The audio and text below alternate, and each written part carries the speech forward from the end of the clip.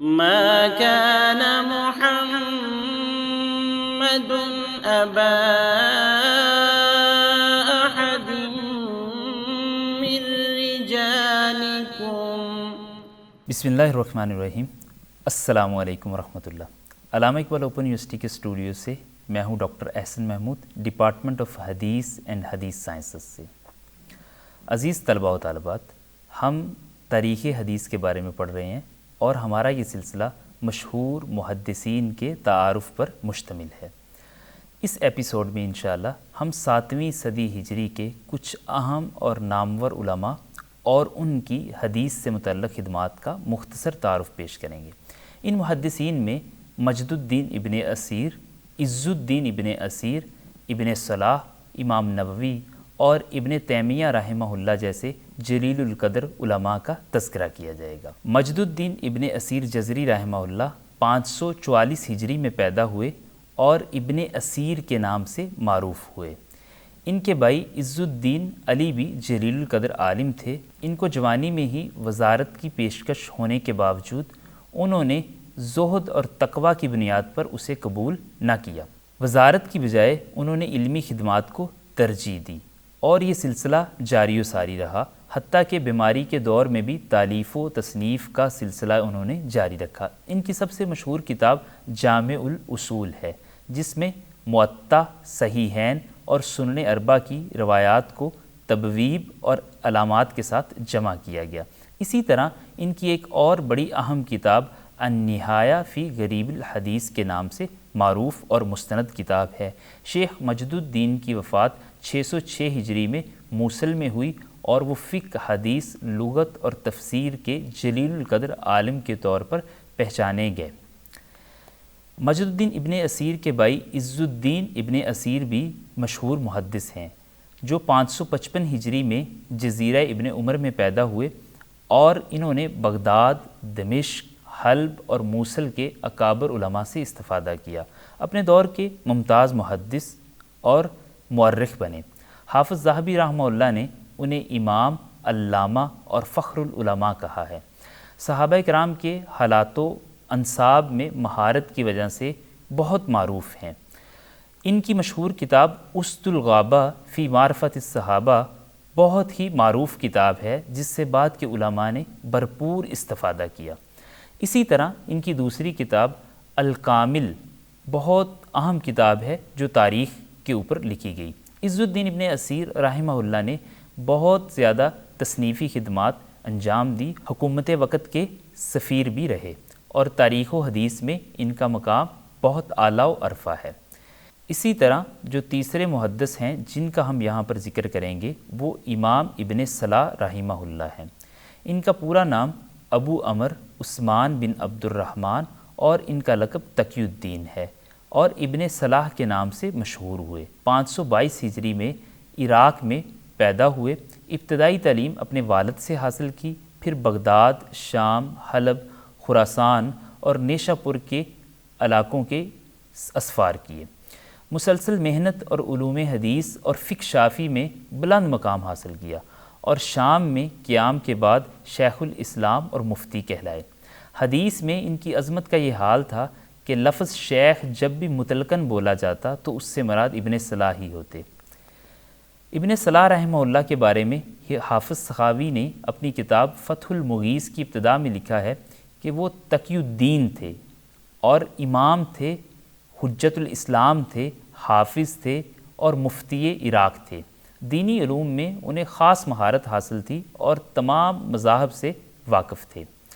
آپ کی تصانیف کی بہت زیادہ تعداد ہے. جو ان میں سے معروف کتابیں ہیں ان میں طبقات الفقہاء، ادب المفتی، شرح صحیح مسلم، المؤتلف والمختلف اور علوم الحدیث کے نام پر ان کی کتاب مقدمہ ابن صلاح کے نام سے معروف ہے. حافظ زید الدین عراقی کہتے ہیں کہ محدثین نے اصطلاح حدیث میں جتنی کتابیں لکھی ہیں ان سب میں سب سے مفید اور بہترین کتاب امام ابن صلاح رحمہ اللہ کی مقدمہ ابن صلاح ہے. اسی طرح حدیث کے ایک بہت بڑے محدث امام نووی رحمہ اللہ ہے، جن کی کنیت ابو زکریا اور نام شرف الدین یحییٰ ہے۔ آپ اپنے دور کے امام، حافظ حدیث، شیخ الاسلام اور یکتائے روزگار تھے۔ محرم 631 ہجری میں آپ کی ولادت ہوئی اور رجب 676 ہجری میں آپ کا انتقال ہوا۔ امام نووی رحمہ اللہ نے تصانیف کا ایک بہت بڑا سلسلہ چھوڑا، جس میں ایک معروف کتاب شرح صحیح مسلم ہے اور اسی طرح ریاض الصالحین ہے۔ امام نووی رحمہ اللہ کی کتاب ریاض الصالحین کو خاص مقبولیت حاصل ہوئی۔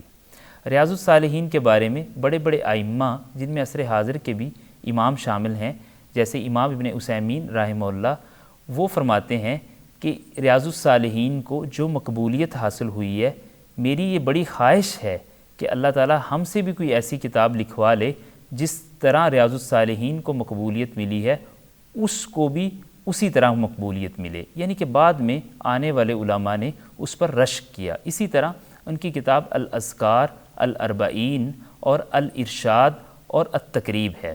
امام نووی رحمہ اللہ کی جو تیسری کتاب سب سے زیادہ معروف ہوئی، جس میں انہوں نے نبی صلی اللہ علیہ وسلم کی 40 احادیث کو جمع کیا، وہ الاربعین النووی رحمہ اللہ کے نام سے معروف ہیں۔ اس کے علاوہ ان کی کئی ایک کتابیں ہیں جو امام نووی رحمہ اللہ کے شرف اور فضیلت پر دلالت کرتی ہیں۔ اسی طرح ایک بہت بڑے محدث حافظ ابن دقیق العید رحمہ اللہ ہیں۔ آپ کا لقب تقی الدین اور نام محمد ہے، لیکن معروف ابن دقیق العید کے نام سے ہوئے۔ شعبان 633 ہجری میں حجاز کے قریب ینبوع میں پیدا ہوئے اور صفر 702 ہجری میں وفات پائی۔ آپ امام، فقی، مجتہد، محدث اور شیخ الاسلام تھے۔ شافعی اور مالکی مذہب دونوں کے اصول پر خاصا عبور رکھتے تھے۔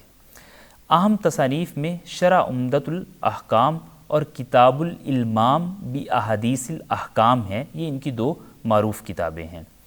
اسی طرح اس سلسلے کے جو دوسرے محدث ہیں وہ حافظ جمال الدین مزی رحمہ اللہ ہے۔ ان کی کنیت ابو الحجاج، نام یوسف اور لقب جمال الدین ہے۔ 654 ہجری میں حلب کے قریب ایک بستی میں پیدا ہوئے۔ حافظ حدیث اور شافعی مذہب کے اصول و فروع میں خاصی مہارت رکھتے تھے۔ حرمین شریفین، حلب اور حما کے علماء سے استفادہ کیا۔ علم رجال میں ید طولہ تھا۔ اہم تصنیف جو ان کی ہے وہ تہذیب الکمال اور اطراف ہے، اور اسی تہذیب الکمال کو بعد کے علماء ذہبی اور دیگر علماء نے ان سے استفادہ کیا اور دیگر تصانیف تیار کی۔ آپ اخلاق، تواضع، زہد اور عبادت میں ممتاز تھے۔ آپ رحمہ اللہ نے امام ابن تیمیہ رحمہ اللہ کے ساتھ سماع حدیث کیا اور 742 ہجری میں آپ کا انتقال ہوا۔ اسی طرح اس سلسلے کے ایک مشہور محدث اور عالم دین امام ابن تیمیہ رحمہ اللہ ہے۔ امام ابن تیمیہ رحمہ اللہ کی کنیت ابو العباس، لقب تقی الدین اور نام احمد تھا۔ ابو العباس تقی الدین احمد بن عبد الحلیم ابن تیمیہ کے نام سے مشہور ہیں۔ ربیع الاول 661 ہجری میں پیدا ہوئے اور 628 ہجری میں دمشق میں وفات پائی۔ امام ابن تیمیہ رحمہ اللہ شیخ الاسلام کے لقب سے جانے جاتے ہیں۔ علامہ، حافظ، مفسر، مجتہد اور نادرۃ العصر کے القاب بھی انہی کو دیے جاتے ہیں۔ خاص طور پر حدیث، رجال اور علل حدیث میں بہت مہارت رکھتے تھے۔ علم، زہد، شجاعت، حق گوئی اور سخاوت میں ممتاز تھے۔ موافق و مخالف سب آپ کے معترف تھے۔ تدریس اور تصنیف دونوں سے وابستہ رہے۔ دمشق اور مصر میں ہزاروں شاگرد رہے اور فتاویٰ کی وجہ سے بار بار قید و آزمائش کا سامنا کیا۔ امام ابن تیمیہ رحمہ اللہ کی جو ایک خصوصیت ہے جو انہیں دیگر علماء سے ممتاز کرتی ہے کہ انہوں نے ہر فن میں اپنا ایک ایسا شاگرد چھوڑا جو بعد میں امام بنا۔ جیسے تفسیر میں ابن کثیر رحمہ اللہ امام ابن تیمیہ رحمہ اللہ کے شاگرد ہیں۔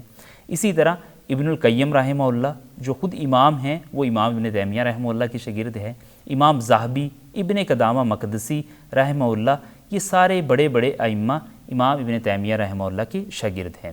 ابن تیمیہ رحمہ اللہ کی 100 سے زیادہ تالیفات موجود ہیں، اور ان میں سب سے زیادہ جو معروف ہے وہ مجموع الفتاویٰ ہے، جنہیں عصر حاضر میں ہی جمع کیا گیا ہے۔ اسی طرح ان کی ایک کتاب بہت معروف ہے، وہ منہاج السنہ ہے، الکلم الطیب ہے، اور الجواب الصحیح لمن بدل دین المسیح ان کی ایک معروف کتابوں میں سے ہیں۔ اسی طرح الصارم المسلول علی شاتم الرسول اور عقیدہ واسطیہ امام ابن تیمیہ رحمہ اللہ کی معروف کتابوں میں سے ہیں۔ امام ابن تیمیہ رحمہ اللہ کے شاگرد حافظ ذہبی رحمہ اللہ ہیں۔ ان کا نام ابو عبداللہ محمد اور شمس الدین ان کا لقب ہے۔ ذہبی کے نام سے زیادہ مشہور ہوئے، والد کا نام احمد بن عثمان ہے۔ امام ذہبی رحمہ اللہ اپنے دور کے امام، حافظ حدیث، مورخ اور صاحب تصانیف تھے۔ علماء اسلام کا اس بات پر اتفاق ہے کہ حافظ ذہبی رحمہ اللہ ثقہ ہیں، حجت ہیں اور صاحب اتقان ہیں۔ حافظ ذہبی رحمہ اللہ 673 ہجری میں پیدا ہوئے اور 748 ہجری میں آپ کا انتقال ہوا۔ حافظ ذہبی رحمہ اللہ نے تصنیف و تالیف کے میدان میں بہت کچھ چھوڑا۔ ان کی بہت ساری تالیفات ہیں، لیکن ان میں سے جو مشہور تالیفات ہیں ان میں تاریخ اسلام، تذکرۃ الحفاظ، میزان الاعتدال، اسی طرح صحابہ کے ناموں کے اوپر اور ان کی کنیتوں کے اوپر ان کی کتاب تجرید اسماء الصحابہ بہت معروف کتاب ہے۔ حافظ ذہبی رحمہ اللہ کی تذکرۃ الحفاظ 4 جلدوں میں ہے۔ یہ کتاب دائرہ معارف حیدرآباد دکن سے طبع ہوئی۔ حافظ ذہبی رحمہ اللہ نے اس کتاب میں مشہور صحابہ کرام، تابعین اور پہلی صدی سے 8ویں صدی کے وسط تک جتنے بھی مشہور محدثین گزرے ہیں اور جتنے بھی حفاظ حدیث گزرے ہیں، ان کے حالات، ان کی ولادت کا سال اور سال وفات، ان کے شیوخ یعنی ان کے اساتذہ اور ان کے شاگردوں کے نام تفصیل کے ساتھ لکھے ہیں۔ یعنی بعد میں آنے والے جتنے بھی لوگ ہیں وہ اس کتاب سے بالاستیعاب یعنی ڈیٹیل کے ساتھ استفادہ کر سکتے ہیں۔ اور ایک اور خصوصیت، محدثین کو طبقات پر تقسیم کر کے ہر طبقہ کے حالات ترتیب وار لکھے ہیں۔ 4تھی جلد کے آخر میں حافظ ذہبی رحمہ اللہ نے اپنے شیوخ کے نام مختصر حالات کے ساتھ تحریر کیے ہیں۔ آپ کی ساری تالیفات کو قبول عام حاصل ہوا، لیکن تذکرۃ الحفاظ اپنی اہمیت اور افادیت کی وجہ سے سب سے زیادہ مقبول ہے۔ عزیز طلباء و طالبات، ہم نے اس سیریز میں تاریخ حدیث کے بارے میں پڑھا کہ حدیث نبی صلی اللہ علیہ وسلم سے لے کر صحابہ کرام، تابعین، محدثین اور ائمہ حدیث نے کیسے اس کو محفوظ کیا اور اس کو من و عن آگے پہنچایا، اور ہم نے ان محدثین کا اور ان علماء حدیث کا مختصر ذکر بھی کیا جنہوں نے اس میں خدمات سر انجام دی۔ عزیز طلباء و طالبات، الحمدللہ ہمارا یہ کورس تاریخ حدیث اختتام کو پہنچا۔ اس کے ساتھ ہی ڈاکٹر احسن محمود کو اجازت دیجیے۔ اللہ حافظ۔